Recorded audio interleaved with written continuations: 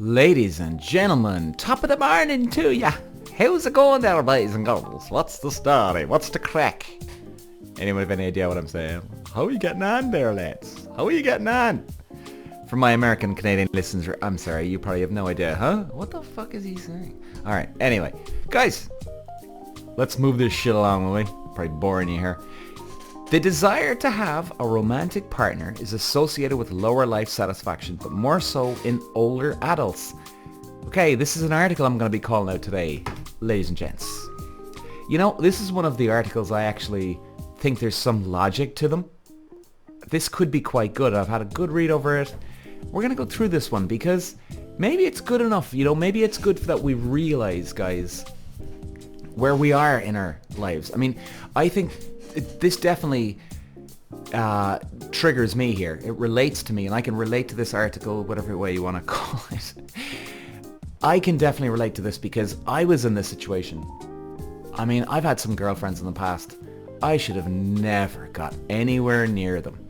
But I think it's actually a really good thing because we learn, and a lot of our scenarios in life where we get with this girl or guy or whatever, it's not about you necessarily wanted to be in a relationship. It was about the other stuff, the back end stuff, behind the scenes, so to speak. In other words, are we going through some crap in our lives? Are we not connecting with people that we want to connect to? You know? And then we're substituting that for a new boyfriend or girlfriend.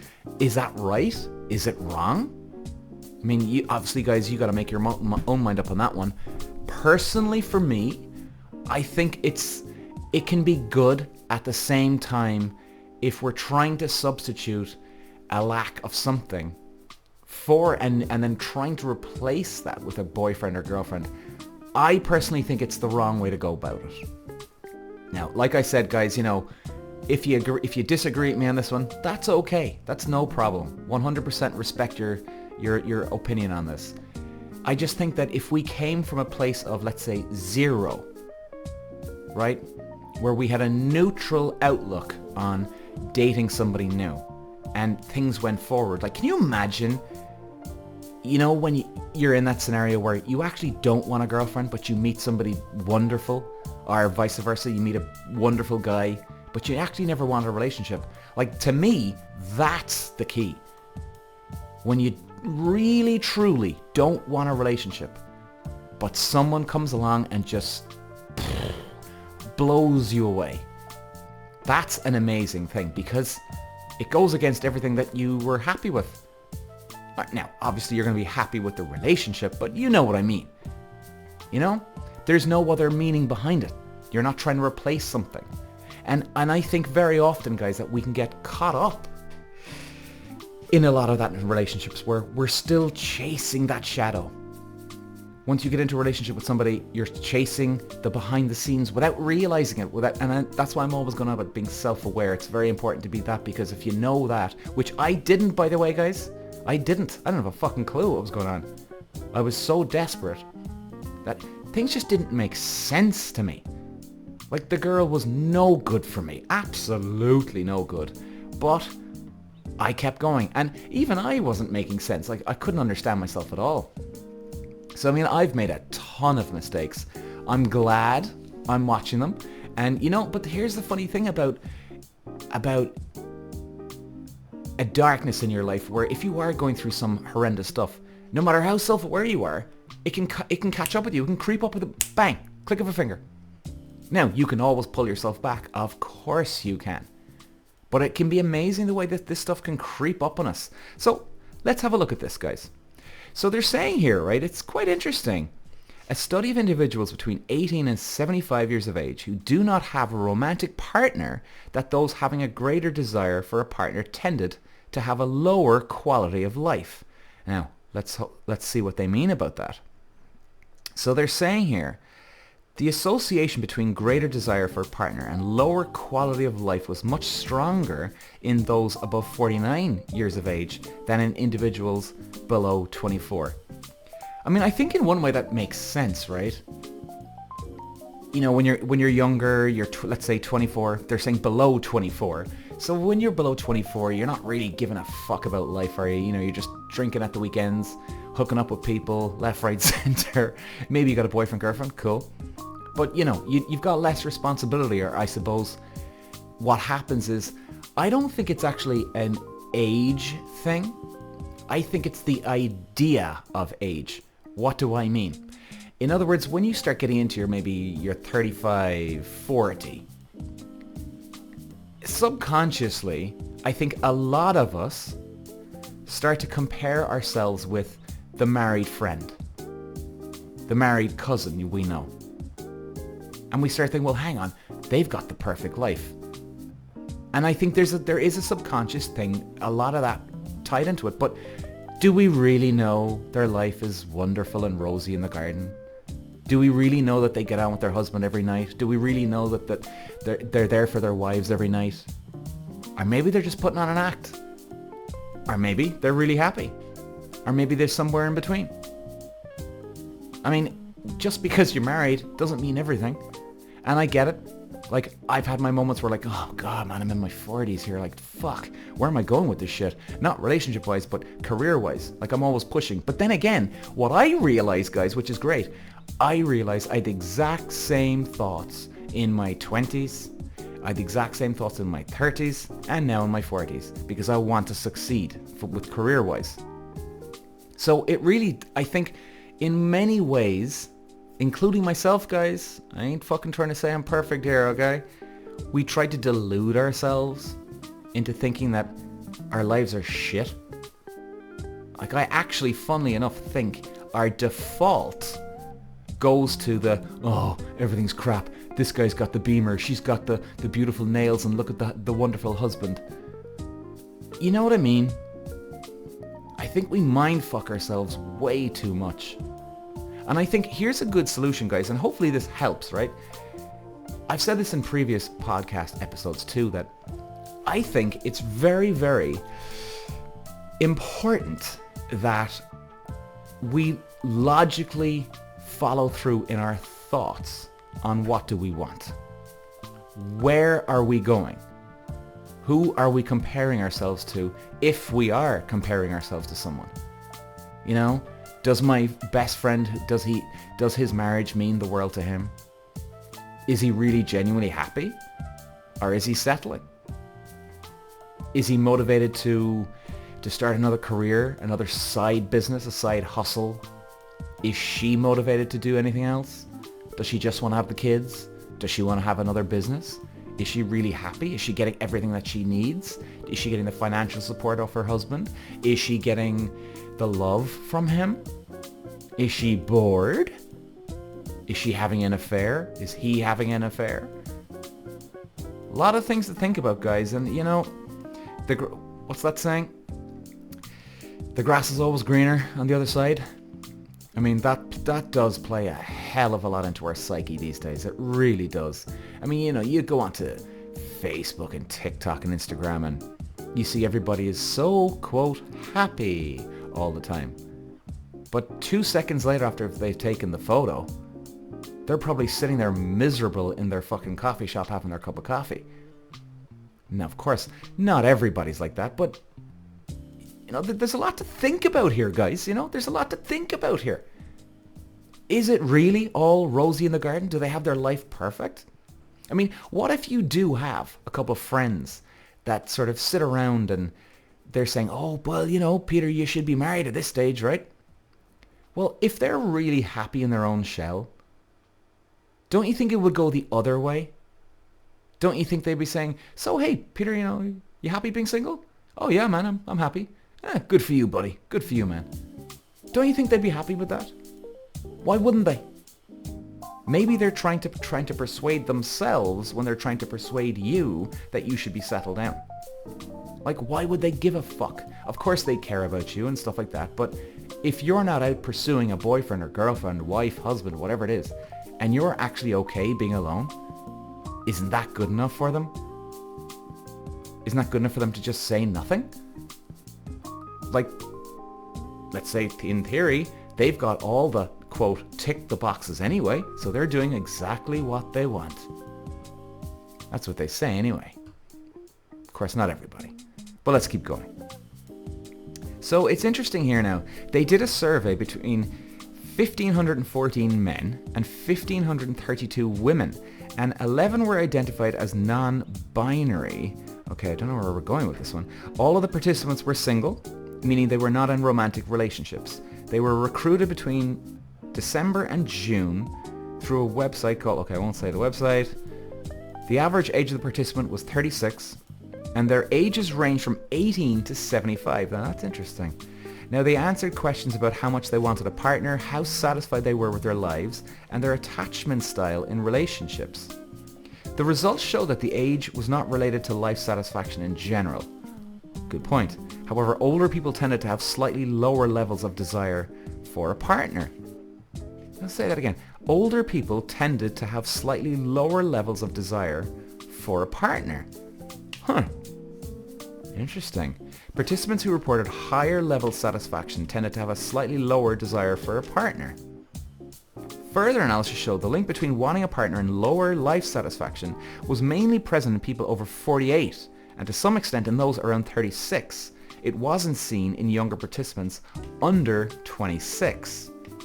So, in other words, what they're saying here, in other words, older people who really wanted a partner tended to be less satisfied with their lives. On the other hand, older people who didn't want a partner as much tended to be more satisfied. So, you see, if I'm reading between the lines here, guys and girls, shouldn't we be doing more with our lives? Shouldn't we be going out meeting the boys at the weekend when they're actually saying that they want to go out? Or are we sitting at home depressed like, oh, I can't fucking go and fuck this and that? Shouldn't we be going hiking at the weekends? Shouldn't we go karting at the weekends? Shouldn't we do something? Should we start up our own business? Maybe that would give us a lot more to go with. No, don't get me wrong, guys. I'm a lazy bastard, to be honest, in this kind of degree, fitness-wise, these days, after sports, after racing. But you know, I love my parties. I love my parties. And I go partying as much as I can. Now, and that kind of keeps me happy enough. I definitely should be doing more, I gotta admit. I should go out hiking a bit more. But actually, that's kind of more of a guilt thing. You know, it's like, should I be going out doing more? And I think maybe, do you know what, guys? Maybe we do suffer for that too. The guilt part of it too. Now that we're bringing this up here. You know? But then again, maybe we should just be happy enough with what we have. Alright, let's keep moving. So they're saying, using a subset of data for which attachment scores were available, we found that this effect held accounting for effect of attachment's insecurity. Huh. Attachment's insecurity. That's really actually much they go in for a little bit of stats here and there. But okay, that's fine. So guys, like, to round it up, like, what I would say here is, I get a lot of joy out of building my business, guys. In fact, like, I'm going to say this one thing about it. By the way, sorry if you can hear my chair squeaking. I keep putting WD-40 on the fucking thing and it never, oh god, it's driving me crazy. Okay. So, what I would say is this. For me, guys, I get a lot of satisfaction out of my work stuff I do for social media, the podcast. Because there's days I come in here and I'm just so tired. My head is melted. The last thing I want to do is do some social media or this or that. Or even worse, you could be tired, but you've had an argument with somebody, or you're not getting on, or the dating scene is crap at the moment, which it is, by the way, in July 2023. It's horrendous. Jesus Christ. But you know what I've done, guys, in the last couple of weeks, and couple of months, sorry. And it still bothers me. But I've got one big monkey off my fucking back. For the last couple of months, I've been definitely trying to go out on some dates here, right? Now, I don't want a girlfriend right now. Then again, like I said at the start of this podcast, right? If I met the right girl, she swept me off my feet, boom, I would be so happy I'd jump on board. But until that day comes, if it ever does again, well then, that's a different story. But for right now, I'd love to go on some dates. And there's one thing I know for sure. Now, maybe my head will still fuck with me, but there's one thing I do know. I fucking go for it when it tries to come for a date. If I'm attracted to a girl, and if I want to go out on a date, I will be straight up. I will ask her. I will go for it. There's not many a times where I've not gone for it. Like, genuinely, guys. Genuinely. There's not been many times. There's been some days and it kind of head fucks you. Like, oh, you should have gone for it. I should have gone for it. But you're just so tired. But that's one thing I do go. Like, guys, I've actually stopped women on the street. I'm not joking you here, by the way. The amount of times I've got rejected would be 90 to 95% of the time. So let's say 1 out of 10 women that I've ever done it will actually give me her number, and then we'll go out for a couple of drinks. Now, it's a great thing to do because you know what it does? Like, it's all good going on online dating and all that, right? But if you really want peace of mind, put yourself in this shit, like really challenge yourself. Now, for me these days, I still get nervous or the adrenaline starts to flow through my body when I try and talk to a girl on the street. Now, I've done it for years, but what I like about it is it's the hardest thing you can do because it's literally on the street. You know, the girl is not, she's not expecting to get chatted up on the street middle of the fucking day. Right? So it's a very hard thing to do, but what it does is it proves to me, to put my mind at ease, that I'm going in for the hard approach, as in I'll do anything I can to get a date with that girl. Do you know what I mean? I'm pushing the boundary. I'm pushing it. So it gives me a bit more at ease. So the next time I get rejected, I'll go, well, hey, Peter. And I do say this to myself, hey, Peter, you went for it, man. You did it the hardest way possible. You know what I mean? Like, if I was in a nightclub here now and, there was this girl all over me now and she was gorgeous. I was attracted to her. And all my friends were like, hey, man, what are you doing? Fucking hell. You gonna go for it? Go for it. And if I did, well, then, yeah, cool. Now, I wouldn't be patting myself on the back the next day because it was so obvious to everybody that she wanted me. I hope I'm making sense here, guys. But so in other words, like, do that if you want. If you want the hard approach, do what I do. Just talk to girls in the street. There's no wonderful fucking technique here. There's just, you just do it. And I can tell you this, if anybody is out there that if you've been chatted up on the street and you're a lady, I find it extremely, almost 100% impossible to say that you didn't like it. Unless the guy now was, drunk and sloppy and fucking being a complete sleazy, disgusting prick, right? Which I'm not. So the thing is, it's a good thing to do. And every woman, except no, there was one girl, and I think, guys, I've been doing this for like 20 years. I'm not joking you, by the way. 20 years, there was one girl that was a bitch. Now, I actually just genuinely reckon she just had an incredibly bad day. She could have had a boyfriend, which I wouldn't have known of, or a husband, which I wouldn't have known of.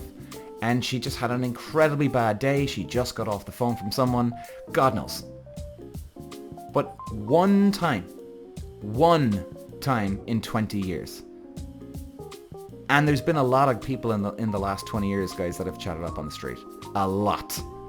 So I can tell you now, it's a good thing to try. And in fact, it's a good exercise. And Jordan Peterson, if you listen to him, he's unbelievable. Love that man. He's a goddamn, I think he's a genius. The man is incredible. He even said it in one of his ones. He said that there's this like trial that men go to try and get out of their own skin and get out of their own head. And they go out and chat up 50 women or something like that. 50 women on one day. And what you do is, and it's a very good exercise to get out of your own skin and actually get used to rejection, get used to just doing it, because you do get this almost cloak of invincibility when you get used to rejection, when you don't give a shit anymore. It's actually quite an amazing feeling because you're like, wow, if I get rejected by her, I don't give a damn because you went for it. You know? It's like getting immune to something. Like we all have maybe food intolerances, or if you're allergic to bread, which I am, if I don't eat bread, guys, for 6 months, and I go back on it again, my body's fucked. I'm like, whoa. Like I kind of get this sort of moody crap about me. But if I keep eating the bread every single day, my body gets used to it, and all of a sudden that dizziness and moody stuff is gone. What's my point? You get immune to it. And I honestly believe it's just like that.